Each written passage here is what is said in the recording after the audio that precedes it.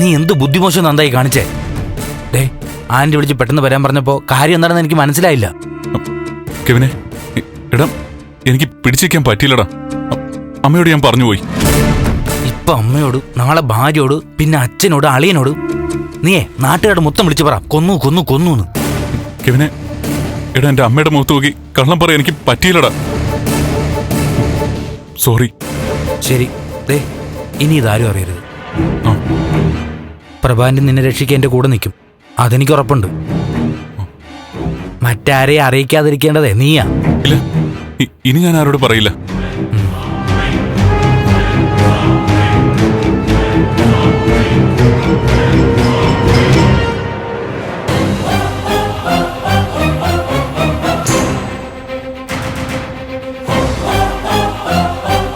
Anti,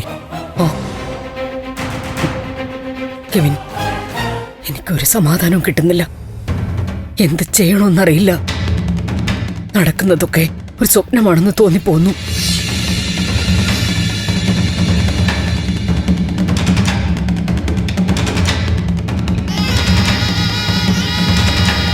Nandan ഒരാളെ തല്ലിയെന്നറിഞ്ഞാൽ പോലും ഞാൻ പേടിച്ച് വീണു പോവും. ഇപ്പൊ അവനൊരാളെ. ആന്റി, ആന്റി ഒന്ന് സമാധാനപ്പെട്. ഞങ്ങളുടെയൊക്കെ ജീവിതം മാറി മറിയാൻ പോവുക അല്ലേ കെവിൻ? ആന്റി, ആന്റി പ്ലീസ് ഒന്ന് നിർത്തോ. പറഞ്ഞു പറഞ്ഞ് നന്ദന്റെ ആത്മവിശ്വാസത്തെ കൂടി ഇല്ലാതാക്കരുത്. ആന്റി പറയുന്ന കേട്ട് അവനും ആകെ പേടിച്ച് നിൽക്കുക. മനഃപൂർവ്വം സംഭവിച്ചതല്ല ഒന്നും. ഒരു ഗൂഢാലോചന നടത്തി കരുതിക്കൂട്ടി നന്ദൻ ഇങ്ങനെ ഒരു പാതകം ചെയ്യുമോ?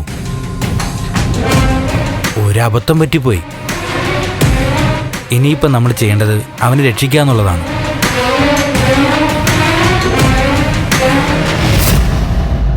ഒരു കണക്കിന് ചിന്തിച്ച ഈ തെറ്റ് വലിയൊരു ശരിയാ. ചന്ദ്രോത്തുള്ളവരെ ദ്രോഹിക്കാനും കൊല്ലാനും നടന്നൊരു ക്രിമിനൽ ഇല്ലാതായെന്ന് കരുതിയാൽ മതി. ഋഷിയുടെ വിധി അവനായിട്ട് എന്നെ ചോദിച്ചു വാങ്ങിയതാ, അങ്ങനെ വിശ്വസിക്കേ.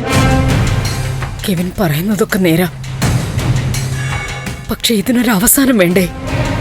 ഇതെവിടെയാ ചെന്ന് നിൽക്കാൻ പോകുന്നേ? ദയ ആന്റി, എല്ലാം അവസാനിച്ചു കഴിഞ്ഞു. അതുകൊണ്ടല്ലേ പോലീസ് പൊക്കോളാൻ പറഞ്ഞത്. അതിലാ എനിക്ക് ഏറ്റവും പേടി. എല്ലാ തെളിവുകളും കയ്യിലുണ്ടായിട്ടും നിങ്ങളെ വെറുതെ വിട്ടു. അപ്പൊ ഇതിന് പിറകിൽ പോലീസിന് മറ്റെന്തോ ഉദ്ദേശമില്ലേ? എന്തുദ്ദേശം? പോലീസ് ഋഷിയുടെ ഹിസ്റ്ററി മൊത്തം എടുത്തു കാണും. അവർക്ക് മനസ്സിലായിട്ടുണ്ട് അവൻ ജീവിച്ചിരുന്ന എല്ലാവർക്കും ഒരു തലവേദനയാണെന്നും, പിന്നെ നന്ദൻ ഒരു അബദ്ധം പറ്റിയതാണെന്നും, ഒരു ക്രിമിനൽ പശ്ചാത്തലവും ഇല്ലാത്ത നന്ദന്റെ ഭാവി കളയരുതെന്ന് കേസ് അന്വേഷിക്കുന്ന ഉദ്യോഗസ്ഥന് തോന്നിയിട്ടുണ്ടാവും. കെവിൻ, അത് ആന്റി, ഇതൊന്നും നന്ദൻ ഒറ്റയ്ക്കല്ലല്ലോ നടത്തിയത്, ഞാനും ഉണ്ടായിരുന്നു. ഇനി അഥവാ കേസ് വന്ന സാഹചര്യ കുറ്റം ഞാൻ ഏറ്റെടുത്തോളാം. തീർന്നില്ലേ? നിങ്ങളിൽ ആർക്കൊരു അപകടം വന്നാലും അതെനിക്ക് ഒരുപോലെയാ കെവിൻ. കാര്യങ്ങൾ വ്യക്തമായിട്ട് അറിഞ്ഞു കഴിഞ്ഞാൽ അരുന്ധതി അടങ്ങിയിരിക്കില്ല. അവളെ എനിക്കറിയാം.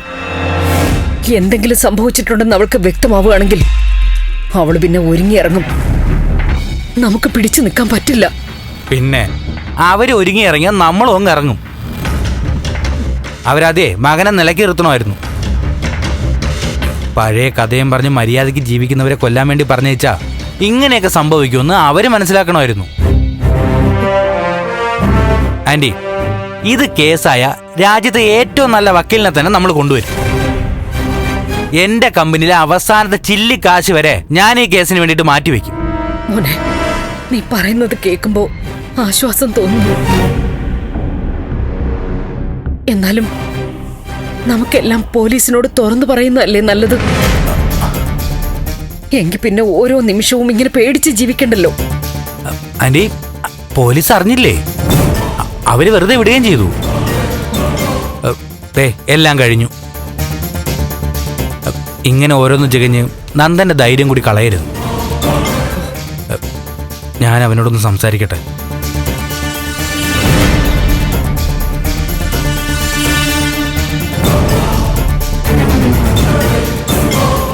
നന്ദ, നീ ഒരു തെറ്റും ചെയ്തിട്ടില്ല, അങ്ങനെ വിചാരിക്കേ. ഞാനുണ്ട് നിന്റെ കൂടെ. പോലീസിനെ കൂടാതെ നമ്മൾ മൂന്നുപേരും മാത്രമേ ഇത് അറിഞ്ഞിട്ടുള്ളൂ. നാലാമതുള്ള ഒരിക്കലും ഇത് അറിയരുത്. അങ്ങനെ അറിഞ്ഞാൽ പിന്നൊന്നും നമ്മുടെ കയ്യിൽ നിന്നെന്ന് വരില്ല. ഇപ്പോ സിദ്ധു അങ്കിളോ ദേവികയോ അറിഞ്ഞെന്നിരിക്കട്ടെ, നിയമത്തെ അനുസരിക്കണമെന്ന് പറഞ്ഞ് അവർ പ്രശ്നമുണ്ടാക്കും. അതുകൊണ്ട് ഈ രഹസ്യം നമ്മളിൽ തന്നെ നിൽക്കണം. നിന്റെ പേടിയും ടെൻഷനും ഒക്കെ മാറ്റണം. പറയാനുള്ളതൊക്കെ ഞാൻ പറഞ്ഞു കഴിഞ്ഞു. ഇനിയൊക്കെ നിങ്ങളുടെ കയ്യിലാണ്. മുന്നോട്ട് എങ്ങനെയാണ് കാര്യങ്ങൾ കൊണ്ടുപോകേണ്ടതെന്ന് നമുക്ക് സംസാരിക്കാം.